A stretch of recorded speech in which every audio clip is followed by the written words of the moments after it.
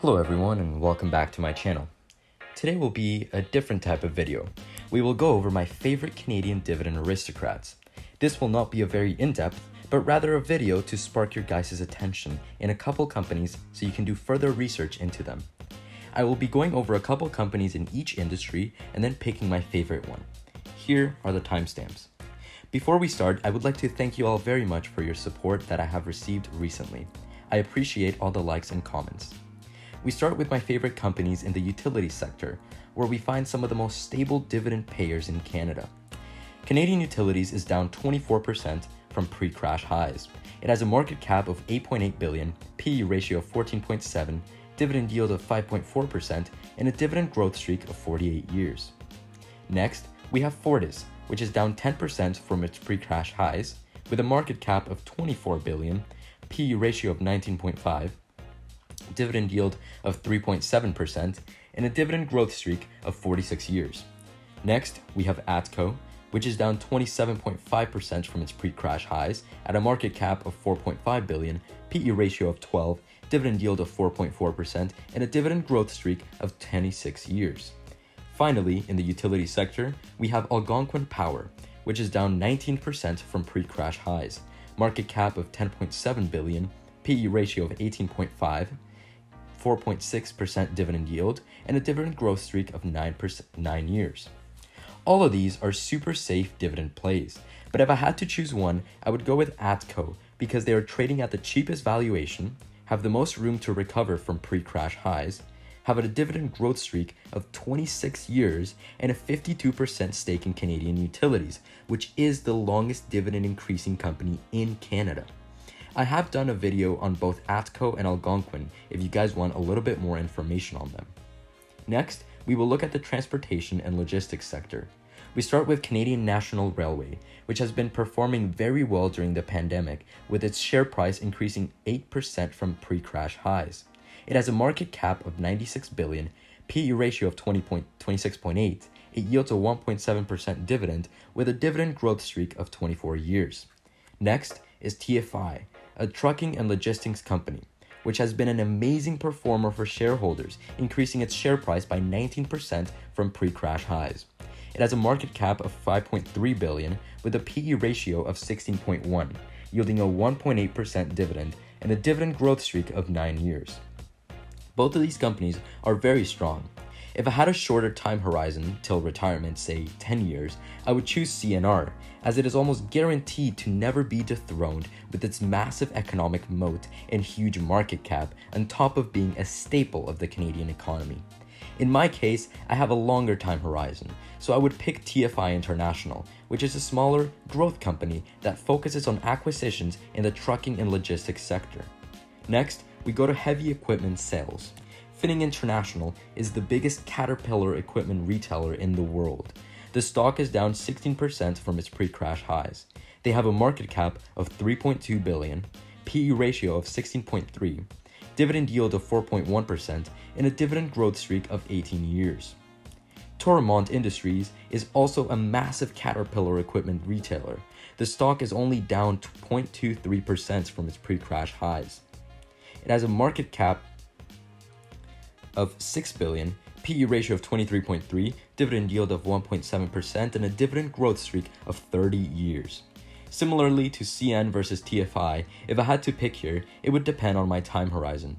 If I had a shorter horizon, I would go with Toromont because it is a bigger company with a massive dividend growth streak and overall more stable.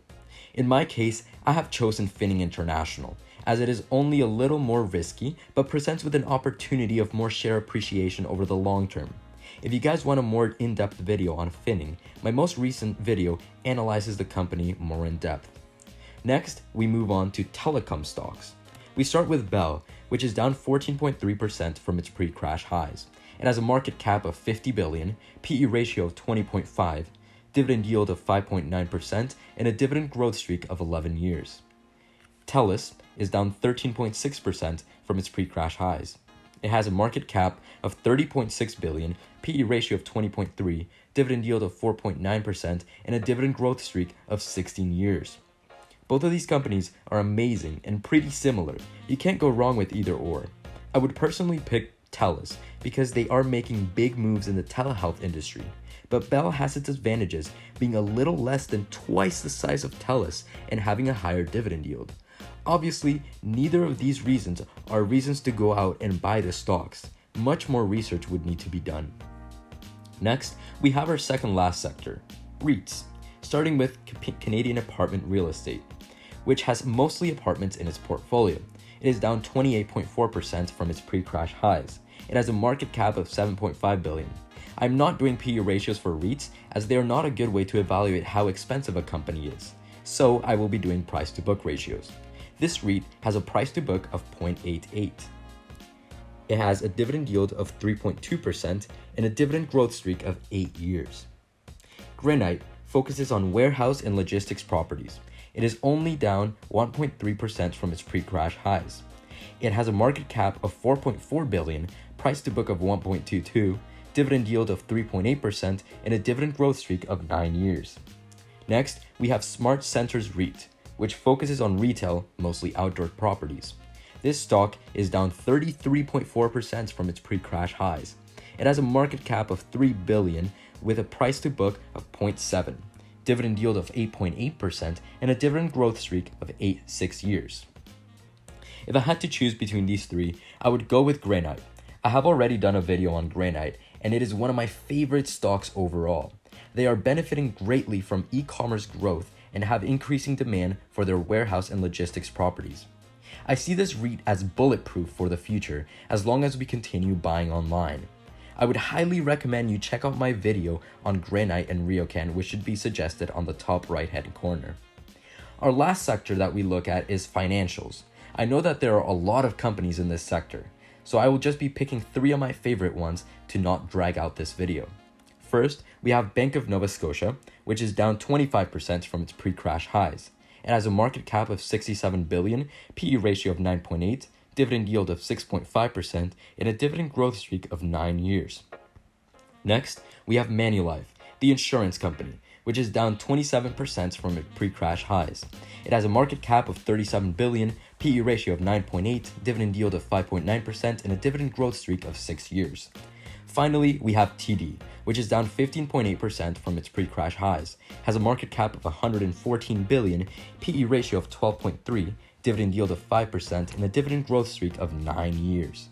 All of these are great picks, and I have done videos on both BNS and Manulife in my recent videos. If I had to pick, I would go with Bank of Nova Scotia.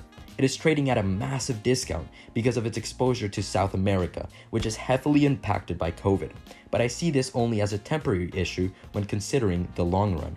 Finally, I want to mention Canadian Tire, which is down 10.9% from its pre-crash highs, with a market cap of $8.5 billion, PE ratio of 16.7, dividend yield of 3.4%, and a dividend growth streak of 9 years. If you live in Canada, you have gone at least once to get your backyard or pool equipment, bikes, sport equipment, home appliances, and much more. Canadians love this company as it provides good value and supports Canadian businesses. That is all for this video. If you have found any of this information useful, please don't forget to subscribe and comment any suggestions. I will see you in the next video.